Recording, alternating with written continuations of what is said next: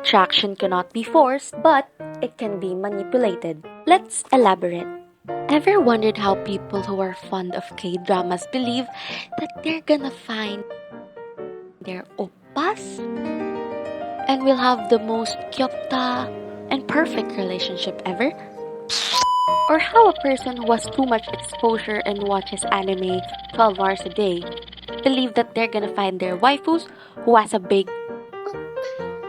Or maybe people who constantly watch explicit and crime dramas come to believe that the world is just all about fun.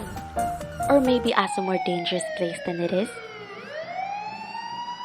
Apparently, this effect is called the cultivation theory. Cultivation theory proposes that repeated exposure to media over time influences people's perceptions of social reality. The theory suggests that the more time a person spends watching television, the more likely they are to believe and accept the messages presented on television as reality, even though it is from a fictional television. And repeated exposure to media influences beliefs about the real world over time.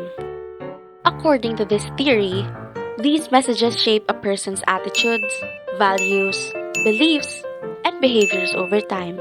For example, if a person watches a lot of television that portrays a certain lifestyle or way of living as desirable, they may be more likely to try to emulate that lifestyle or adopt those values. It also relates to mere exposure effect.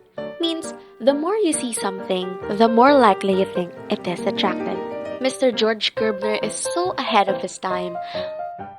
Maybe your preferences and personality are just merely based on what you see and watch. Well, that's too much internet for today.